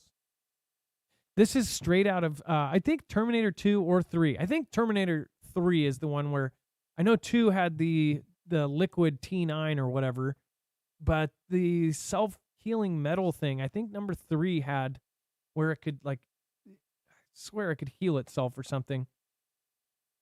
But this is supposedly getting closer to a real thing. It says the idea of indestructible killer robots may sound like something straight out of the Terminator movie, but they could soon become a reality, as scientists have just witnessed metal healing itself for the first time without any human intervention. A U.S.-based study has overturned everything we thought we knew about metals by revealing that cracks from wear and tear can actually mend themselves under certain conditions.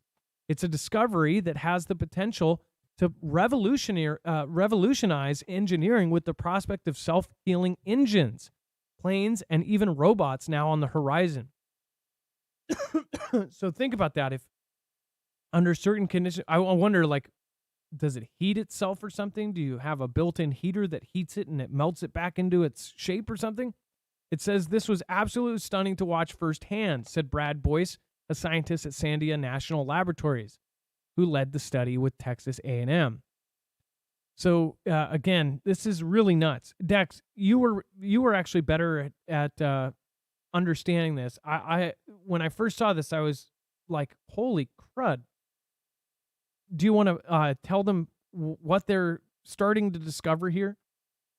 Yeah, I mean, this is not like Terminator 2 where he's liquid and, you know, can repair himself, or 3, and I think it was in there as well. But it is certainly the first steps. And I think we have actually talked about this idea before. I think the scientists had said they were working on this, but what they're seeing now is they're actually watching it firsthand, and they're seeing it, not just theorizing or about it.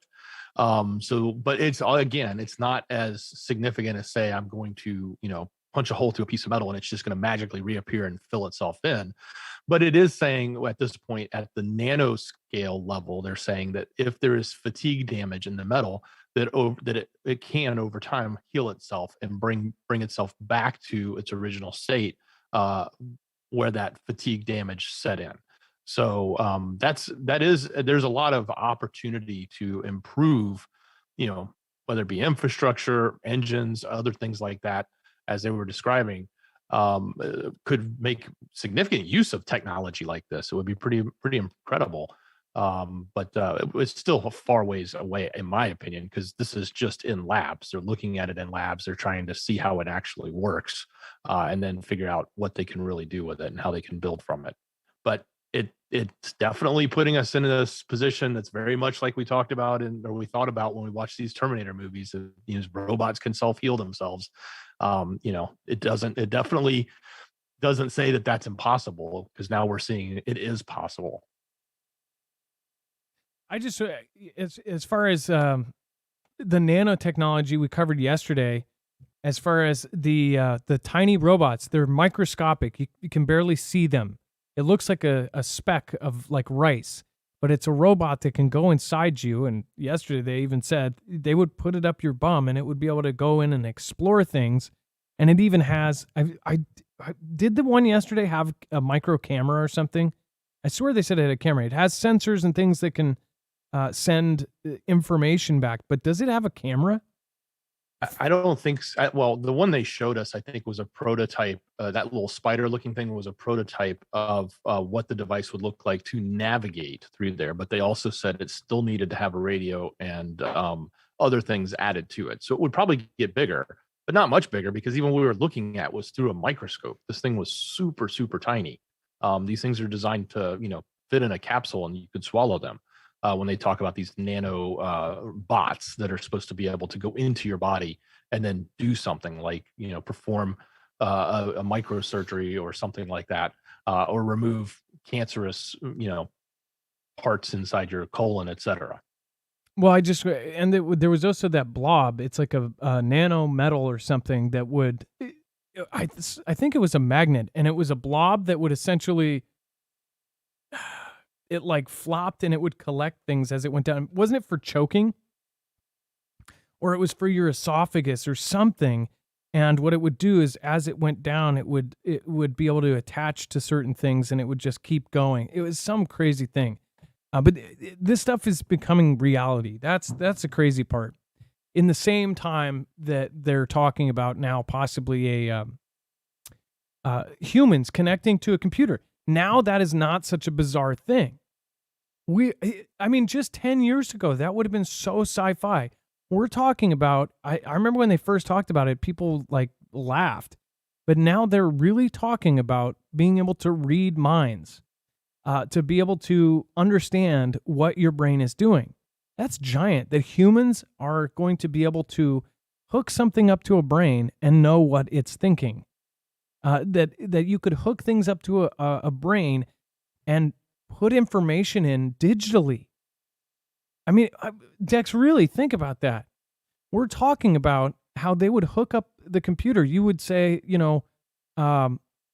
what's the square root of 7 or something, and it would instantly do the calculations inside your head. You would be able to look up a web page in your eyes and see it. This stuff is just absolutely insane. And I'm surprised that there's not more people that are in disbelief that think it's just a theory. Most people are like, yeah, it's happening. Yeah, the AR and VR environment is going to be the stepping stone towards that. Once people get used to this idea that they can sort of blend the visual and the real world with the digital in a visual representation, and they'll see that through AR glasses or through VR glasses, or both, or the combo ones like Apple is making. Once that happens, the next step is where you don't even need them at all, and it's just actually they're making the visual stuff happen in your brain so that you can see it without actually using your eyeballs. And I guess in that theory, when that happens, you could potentially allow the blind to see, assuming that the neural connections are there to that section of the brain, and it's just a problem with the eyes.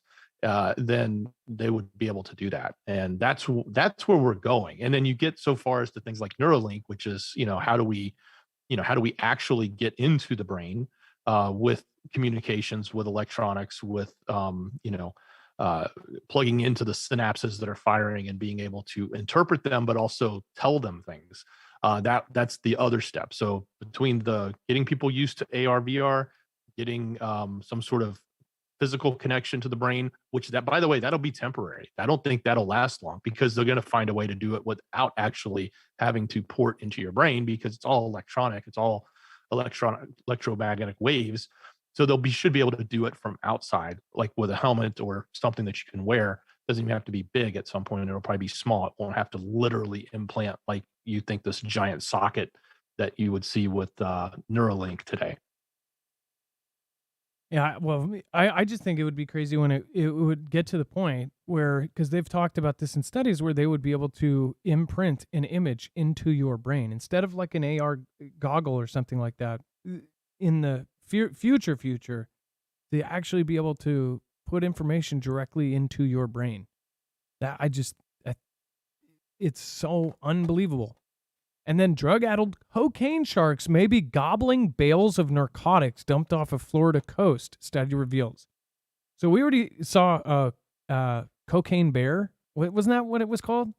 Yeah, it was Cocaine Bear. Yes, it was Cocaine Bear. And Cocaine Bear beat out another woke movie. It was I feel like it beat like a huge blockbuster film, and everybody was like, how did this happen? We know how it happened. But that movie just like huge success in the box office. I still have not seen that movie. A lot of people said it was really funny. I don't know, but now we have a real life scenario. And by the way, that was based on a true story of a bear that essentially found a bunch of cocaine and did a bunch of it. And it was not nearly like the movie put it, but now we have sharks eating cocaine. This is pretty freaking hilarious. It says experts have suspected that sharks off the coast of Florida are coming into contact with large amounts of cocaine getting dumped into the ocean. Hauls of cocaine are said to be dropped in the ocean either to let smugglers collect them or as an attempt for criminals to escape law enforcement. Large batches of the narcotic have been known to wash up on Florida beaches. According to Live Science, marine biologist Tom Heard, the blowfish wanted to see whether sharks off the coast of Florida were consuming the substance. He made a documentary for Discovery Shark Week called Cocaine Sharks. University of Florida environmental scientist Tracy Fanera also took part. They went to the Florida Keys to investigate reports of sharks consuming them. It says during a dive, they spotted a hammerhead shark and a sandbar shark that appear to be behaving in an odd manner. Apparently, Hunter was in a floaty and they were just like kicking it hard with Bud Light. Just kidding. And they said the experts also conducted an experiment in which they dropped packages that looked like bales of cocaine in the area. They observed sharks swimming straight to the packages and biting into them.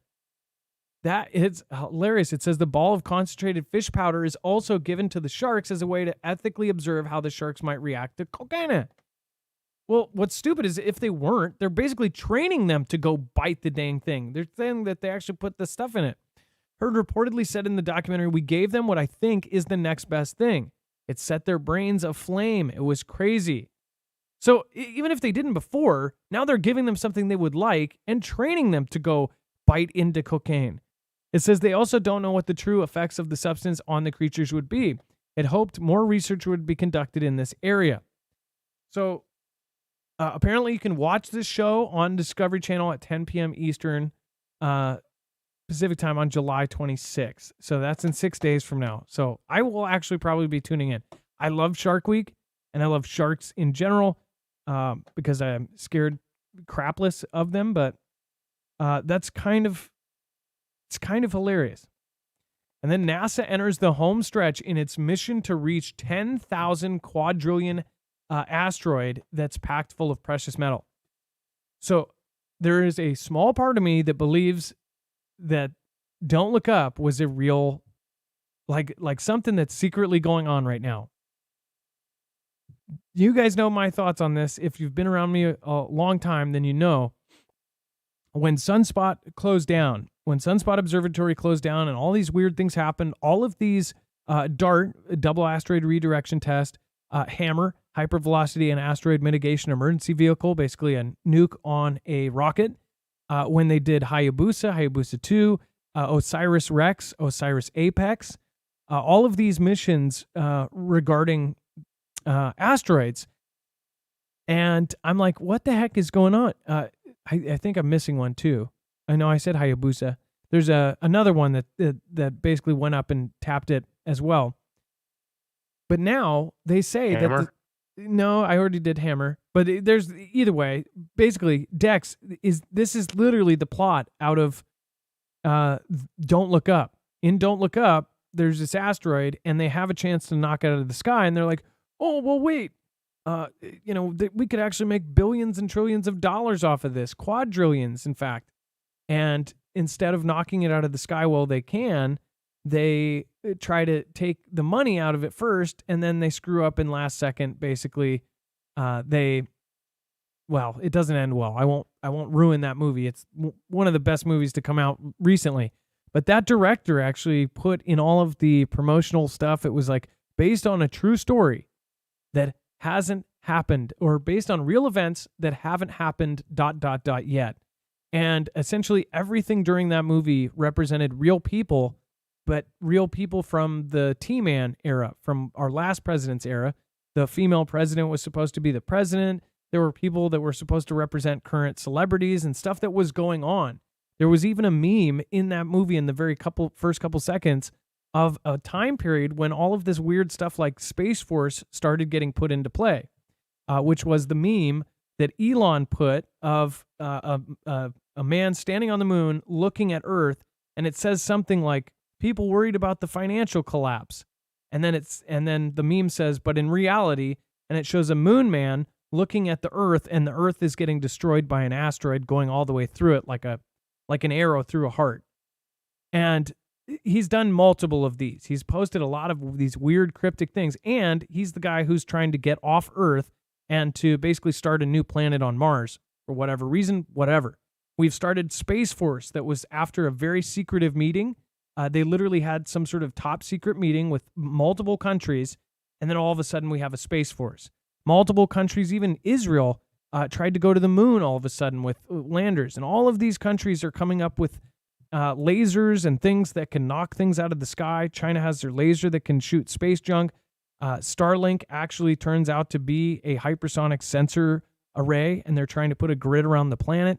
I mean, like, if they weren't telling us the truth, and if there was something that's right there that literally is so top secret, but it's right in front of us, it would make so many of these things that are going on right now make sense. Everything. Like the fight and how everything's about to change, all this stuff. Sending seeds to the moon, sending every DNA sample to the moon and burying it down in the mountains. Basically a Noah's Ark. And then Russia's recent plan of Noah's Ark. It's like, what if right around the corner there is something that's coming our way or something, right? Well, this NASA mission is part of that. And by the way, before Don't Look Up came out, this was a thing. And this was actually a thing back when I talked about this. After I talked about my theory on this, then it came out that they had this thing about, they could make billions of dollars on it. And the University of Glasgow has supposedly figured out, the scientists there figured out how to get an asteroid to hit Earth that's big enough so it survives and lands, but small enough to where it wouldn't destroy us. So they could mine it. And they believe they actually figured out how to make it hit wherever they want.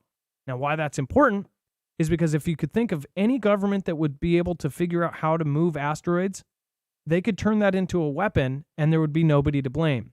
If an asteroid wipes out a city, say a Russian city, then who are they to blame? It's an asteroid. So it's quite funky. As far as this goes, it's quite freaky that they're literally trying to go get this quadrillion whatever. I remember covering an article that said that one of these asteroids was worth so much money that instantly every person on Earth would be like a multi-trillionaire or something. But guess what? If they do go get the resources or the money up there, do you think they're going to share? Absolutely not. Dex, they So now they say that they're in the home stretch in its mission to reach this 10,000 quadrillion dollar asteroid. We're talking about more money than even exists. I mean, we can't even fathom that much money. Well, and I think in this iteration, they're only going to be orbiting around it. They're not even landing on it, just to get more information and try to see what they can get out of it. But yeah, they're at the point where they're about to launch. This, by the way, this asteroid was discovered. It was actually considered a mini planet. It was discovered back in the 1800s, so it's been around for a while. There's a lot of speculation, though, that it's not full of precious metal, that it's just hard, dense material, dense rock. But we'll, I guess we'll find out in due time, because there's a lot of interest and obviously a lot of opportunity. I mean, I think the one thing that may actually happen over time, this won't happen right away, but is I could envision them, just like you talked about in the movie, trying to do something with it, not necessarily going all the way there, because it's 3 times the distance to Earth to the sun to get there. But I could see them easily trying to change its orbit so that it stays close or closer, so that they could start mining it. That would be a thing that would make a lot of sense, and it would also be a thing that would be extremely scary, because when they start moving stuff around in space, that's when it gets a little hairy. You think about those other experiments they did, where they, like the ones you were talking about, DART and others, that actually hit and tried to impact and push the trajectory of an asteroid or a meteor. That's what's kind of scary, is if they screw up and send it in the wrong direction. By the way, can I just ask, why does everything that they make at NASA look like it's like a 5th grader's homemade project? Like this whole thing. And I'm sure somebody's going to say, oh, well, because it's super advanced materials that can survive in space or whatever. But I mean, just look at these. They can't do... I guess these guys they're just not good at aesthetics. Like, even if it's a material that's specialized for this, like, this looks like literally tinfoil and duct tape. I understand that, and there's always expired wires on everything. Like, I guess it's because of a weight thing, or I guess somebody explain it to me why everything looks like this. And then, why is so much stuff always exposed? You would think if it's supposed to fly through space or fly through whatever, they would make it aerodynamic and not have flaps of tinfoil or whatever the heck this is. I guess they're just always ugly. You always see every kind of wire. It looks technical, right? You're like, oh yeah, it's got lots of fancy wires and things and pods, and it just looks like something that a movie director would make and put together out of cheap materials to make it look spacey. I'm going to date myself, but it reminds me of those old Jiffy Pops where you would, put them on the eye of the stove and the aluminum foil would pop up. Yeah, totally. The popcorn is going to pop out of the back. All right. Anyways, but wouldn't it make it's one of my crazier theories, and I even doubt myself on it sometimes, but wouldn't more things make sense if there was something hurtling towards Earth that all of the very top people knew about? And that's why a lot of these changes are happening. They're like, we just don't have time. Now we're just going to reset everything real quick. I don't know. Something about it just makes me wonder. Or it's all a lie. We don't know. Let's see here. Kingdoms of Erden, thank you so much for the super chat. I appreciate that. Thank you for your support, continuing support. It says, Door Dashing, did you like the poem? Emailed again. No, Kingdoms of Erden, I did not see that. But you're saying Door Dashing was in the subject. Now I can go check it. If you said that, then that's great. Another person actually reached out to me and said, did you read my email? And I said I would read it. But they actually had a way different address than what they said. So I found that one, but they didn't have at all. Their screen name was completely different. So technically there was no way I would have found it unless it was by accident. But thank you, Kingdoms of Erden. And I will make sure to read your poem. And then Diane Moses, thank you. Sharon Davis, thank you. Stephanie Cook, thank you, and thank you. All right. And then Hot Mess, thank you for becoming a member. Mr. Bean, thank you, Devils. Thank you, Windowcell, Cabin Girl, Liz Bauer, Space Troll, and Roger. Thank you guys all for subscribing. All right, Dex, are we switched over to jams now, or? We're about to, like, any moment. But just let me give a quick update on the overflow. Guys, go check it out, marfooglenews.com. Click on the thumbnail of the show, or click that show notes link down below in the description. You'll get to the rest of the story. Some crazy things going on there. The big one I want to highlight is what's going on with that movie we talked about earlier, the Freedom movie. I'm not going to say the full name because now apparently this platform is going after those that are interviewing and doing reviews of it. That and so much more. So it's all there on the website. Wow. You guys can keep talking. We're going to be flipping over to jams in just a second. I do that. All right, and thank you, and to the top supporter tonight. I appreciate your support here. Thank you, and thank you to Kenny Crowder. I'll be making you a silly song of satisfaction. Thank you so much, and follow us over on Jams as well. You can always subscribe. It is now time for the shoutro. It's not an outro. It's not a shout out. It's a shoutro. Side of my window.